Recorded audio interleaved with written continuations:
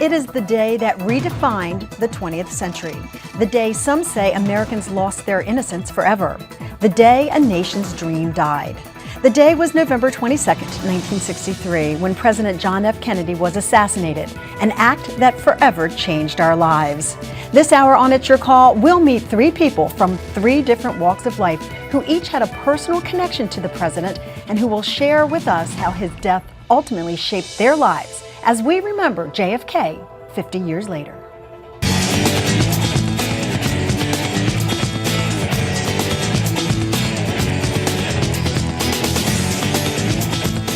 Everyone who was alive in 1963 remembers where they were when they heard the news about President Kennedy. For an entire generation, it was a defining moment in their lives, much like September 11th would become for a different generation decades later. Hello, everyone, and thank you so much for joining us. I'm Lynn Doyle. You know, I was just a little girl when the president was assassinated, so I don't remember exactly where I was when it happened. But what I do remember is that my house was filled with people watching our television set as the news of his death unfolded. I didn't understand why the adults in my world were so sad, but I do remember that my mother, my aunts, and the neighborhood ladies were crying and wiping their eyes with tissues, and the grim, solemn looks on the faces of the men who filled our Baltimore duplex. Even at 6½, I knew that something very tragic had happened, and as it turned out, it spawned changes that ended up affecting my youth, my teenage years, and ultimately my profession. Today, we're inviting you to share your memories of JFK and how his death impacted, maybe even changed the path of your life. So if you'd like to join in, I invite you to start emailing me right now. I'm at lynn@lynndoyle.net, and as always, you can find us on Facebook and on Twitter. You can follow me at Lynn Doyle TV.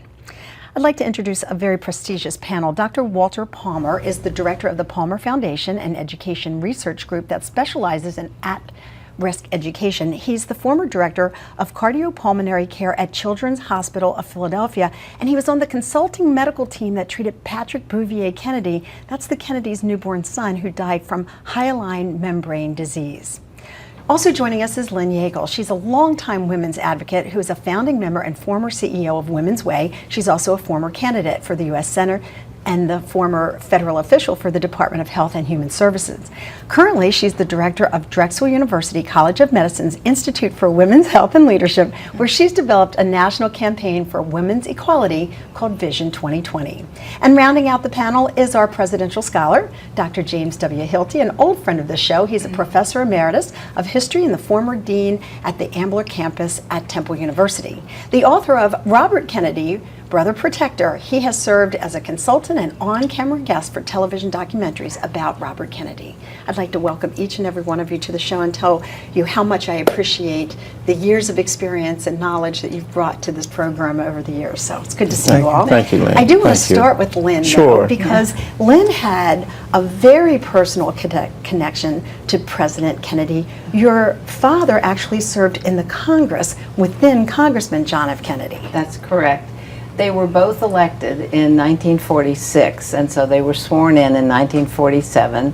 My father was a Democrat from Virginia, and they had offices right across the hall from each other in the old House Office building. They became fast friends, although there was about a decade of age difference between them. And my father was a great admirer of John Kennedy. In fact, he called him Jack even after he was in the White House, which horrified my mother, who was very into protocol. But I actually grew up knowing of John F. Kennedy in his congressional and Senate life. And then I was in college. I was a freshman in college when he was running for president.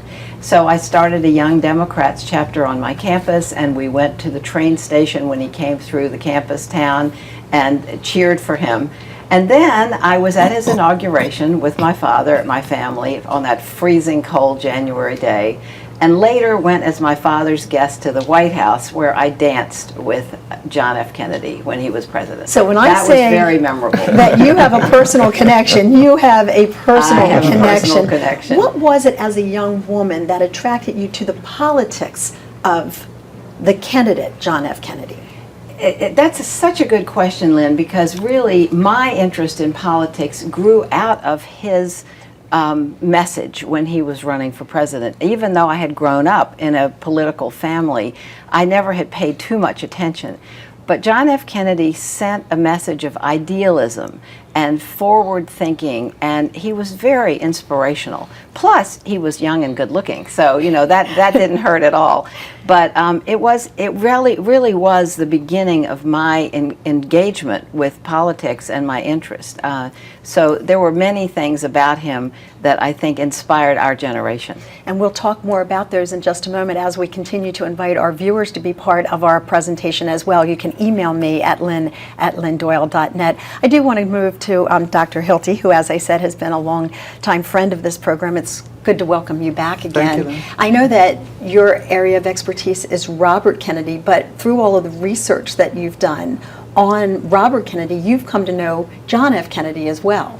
Well, I did, and I was once asked why I'd written the book on Bobby Kennedy, and I said, well, my mother made me do it, and my connection really goes back to my mother.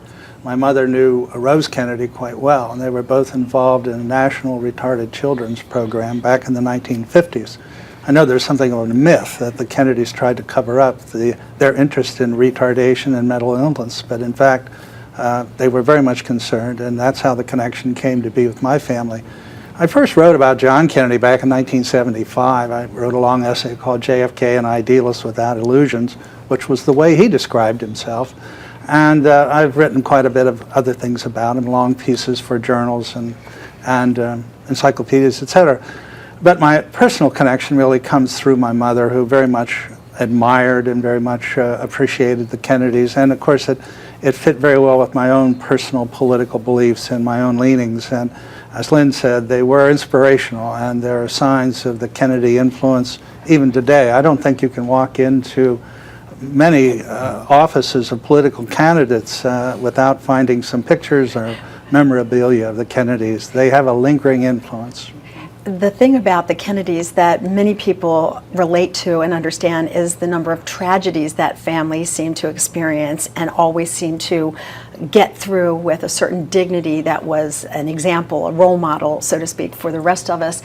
And Dr. Palmer, that's one of the areas where you came to know the Kennedy family, because sadly, they did lose a child, Patrick Bouvier Kennedy. Yes. In fact, the very first time that I saw John Kennedy was in the 1960s, in the fall of 1960s, when he was campaigning in Philadelphia, and he drove down 52nd and 52nd Street, and I had set up a school, Black People's University, back in the 60s for black children who were at-risk kids, and we were outside waving. The kids had flags and waving at him. He was a handsome man, tall, and he's sitting on a car, and his hair was not just blonde, it was kind of reddish, sandy, reddish blonde hair. And he stopped the car and he waved to them, etc.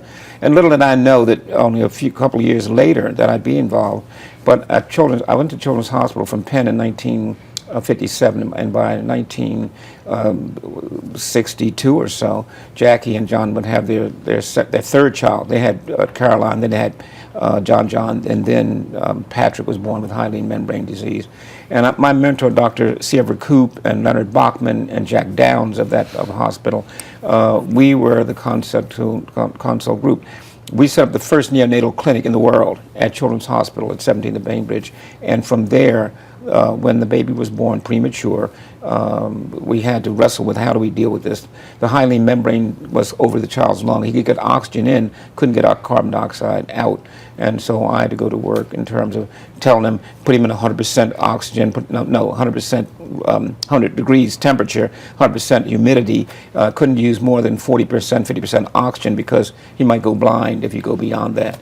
So we had a lot of tough decisions to make, but we had to do it by telephone consult for a week or so. So again, you each have this somewhat personal connection of how you knew him. We have to take a break, but when we come back, what I'd like to do is to share how that connection impacted you when you learned that he had been assassinated, and then obviously how it changed your lives or shaped your lives or helped to shape your lives? And that's the question that we're asking our viewers as well as we go to break. Do you remember where you were and what you were doing when you heard the news? And what impact did it have on you then? Did it shape your life or your community's life over the last 50 years? If you'd like to join in, we'd love to hear from you. You can email me, as I said, directly at lynn@lynndoyle.net. You can also find us on Facebook and Twitter. We'll take that short break. We'll be back in 2 minutes with your stories of JFK, his life and death.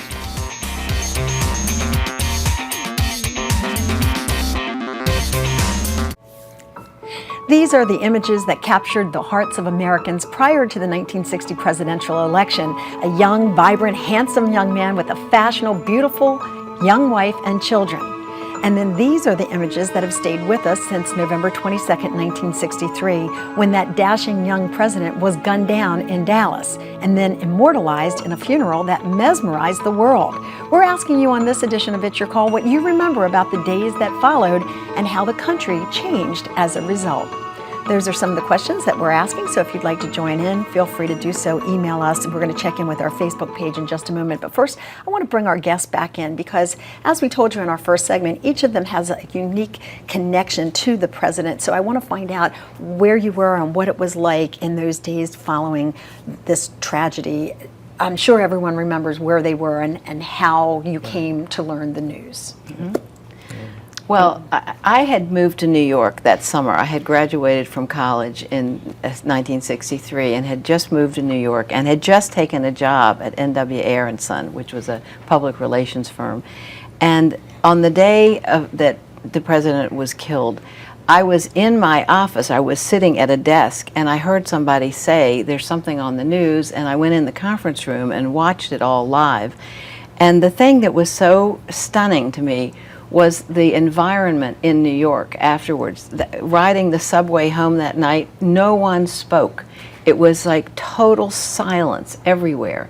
And I've never experienced anything like that before or since. People were crying, but it was really this just stunned silence. The only thing that people of this generation can seem to compare it to is September 11th, where there was literally a nation in mourning, regardless of what your background was, the sex, the color of your skin, your religion, whatever. Everyone had the same sense of loss. Everything did stop. It was the longest weekend of the 20th century. It was extraordinary how everything just came to a standstill. I was 24 years old at the time, and I was a student at Ohio State, and I'd just come out of a political science class. And just the year before, I had finished a 4-year tour in the Marine Corps, so JFK was my commander-in-chief. And I was stunned to see all the people running around, and there was a lot of scurrying, a lot of activity. And I went into a tobacco store, an old confectionery shop too, across the street on High Street, across from the campus. And students were flocking in because this guy had a radio, and he had the news on.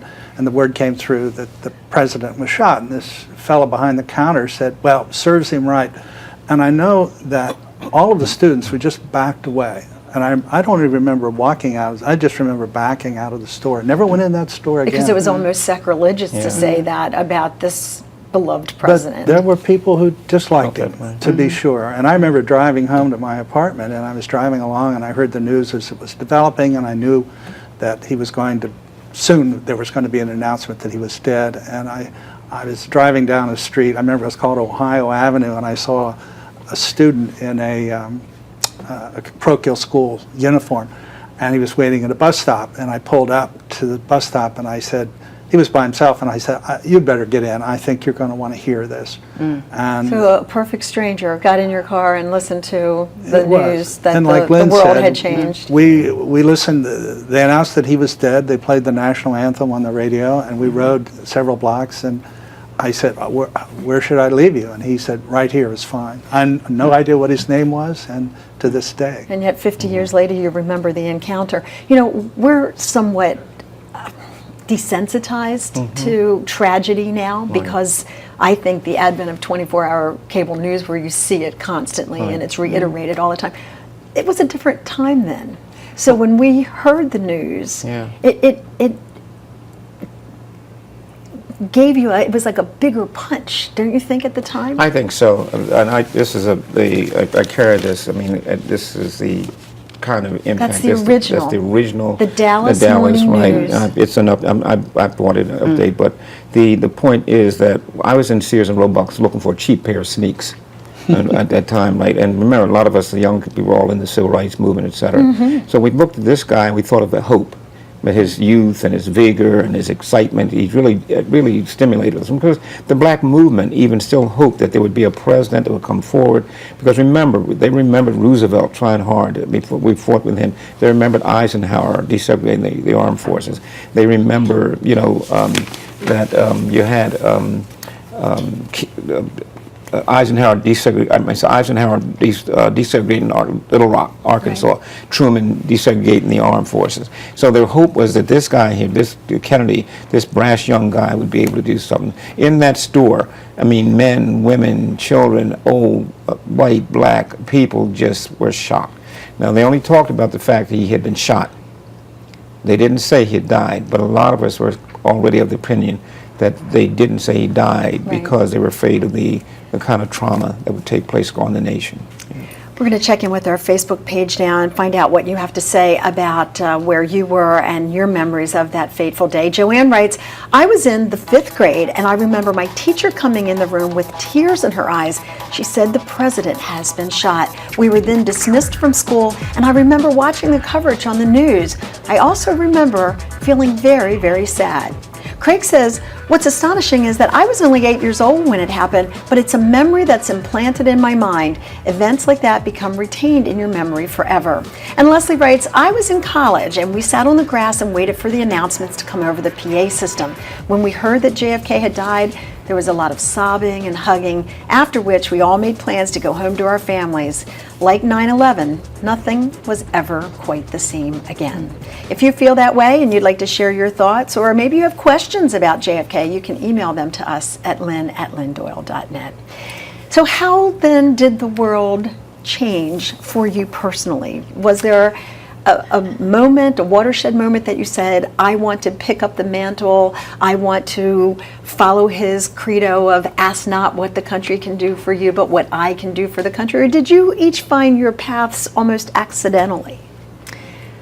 Well, I want to just pick up on one thing about everything stopping for that whole weekend, because in a way that was a part of, I think, what came afterwards. And there was such a sense of 3 days of nothing else at all in the world happening, that I think nobody had time to think through who else was affected. I did not think to call my parents until 2 days later, and they had gone to the funeral. And and it was, I couldn't believe that. I just wanted to emphasize that message of the impact on a society that was not accustomed to tragedy. Almost in shock, yeah. Right? I mean, it would be fair to say Right. that there was It a was shock, national for sure. shock. And like I said, we're much more desensitized now. If you Much. hear someone has been murdered or someone has been killed, it's like, it's a tragedy and we're all impacted by it, but certainly not to the extent By back then. comparison, for example, all of commercial television stopped until after noon in the funeral and the sounding of bells across the country. You have to remember, in 9/11, for example, the Twin Towers came down between commercials. We didn't stop. I mean, you could still flick around the cable TV and see Andy Griffin reruns. We didn't stop in that way. Electronically, we're a very different society now, and it is a time that we can't recapture. But on the other hand, there was something vital about it that was transforming. I think the energy left behind was important. I think I spent the 1960s either in military uniform or on college campuses, and I became involved as I guess you would say, a semi-activist. I opposed the war, and I did some other things that marked me essentially as an activist type. But we were all bred of that, I think. Was it an energy, or was there a disappointment because your dreams had essentially died with him? Well, I think that for a lot of us, particularly in the black movement, I mean, we couldn't afford to stop. I think we paused, and we saw hope flickering like this bright hope that may have been dying. We didn't know what was going to happen. But we had to go back to the trenches, and we had to just redouble our efforts and continue working, right?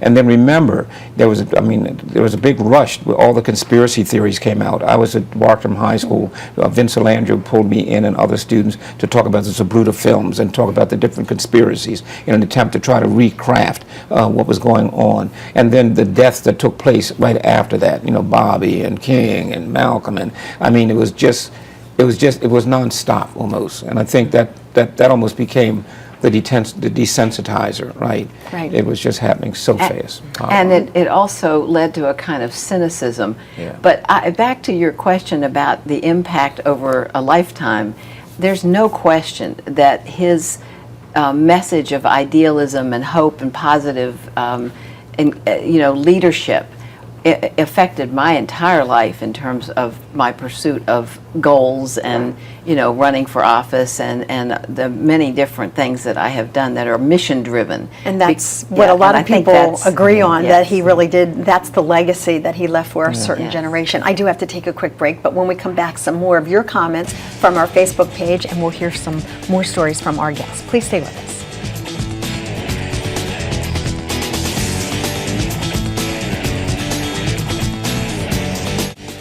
As we take a look at some of the key dates in John F. Kennedy's presidency, I'd like to ask Dr. Hilty, as a historian, how you think President Kennedy will be remembered and what his legacy will be. Well, I think the legacy survives in various styles and in various ways. There certainly was that pursuit of excellence that, well, David Halberstam sort of made fun of it in a book called The Best and the Brightest, but in fact, they were the best and the brightest. He did seek excellence at every level. He sought people out that could do the job. He also believed in justice and fairness, and that, I think, will survive. And one of the things that a lot of people remember and associate with him and his presidency, his administration, is the Peace Corps, the civil rights movement, even a woman's movement, some support for that. Yes, I had a roommate who went into the Peace Corps immediately after college and lived in Ghana for several years, and the whole emphasis on service, and Harris Wofford, who was his good friend and connected to the Peace Corps, tried to revive that in a number of different ways so that young people today would want to go into public service and think of it in its very best terms. You don't have to get elected to office to be a public servant. That's a very good point. And finally, so many people compare up-and-coming politicians to having a JFK quality. In fact, Barack Obama had that characterization labeled on him. Do you think there will ever be someone else who will be like JFK, or is the time different now and it just wouldn't call? I would say no, I don't think there will be, and I think that the times are different, and I think that he was unique in himself. Obama will go down as being unique in himself, and I think some historians will say that he didn't accomplish very much in a very short period of time, and that Johnson and others really went on, but he laid the groundwork. I think just the idea of a man being there and being able to have inspired so many people 50 years later, and not have done all the things that so many others before him and after him have done, that in itself is it's unbelievable. He's still inspirational 50 years after his death. He is, and I used him today when I was the distinguished guest speaker at a naturalization ceremony, and said he was the grandson of immigrants and became a president. They are immigrants. Perhaps their children or grandchildren could be the next president of the United States as well. I'm going to find some real quick comments here from our Facebook. Nancy says, I don't think it was until I watched Jackie in her black veil and Little John salute that I really understood how sad this was. And Jan says, it was the first time that I had ever seen my teachers cry. Today I can recall watching the funeral in black and white. That is all the time that we have, but if you have recollections of JFK or you have comments that you'd like to share with our guests, please email me at lynn@lynndoyle.net. Until the next time, my thanks to my crew and to you for watching, in particular to our guest.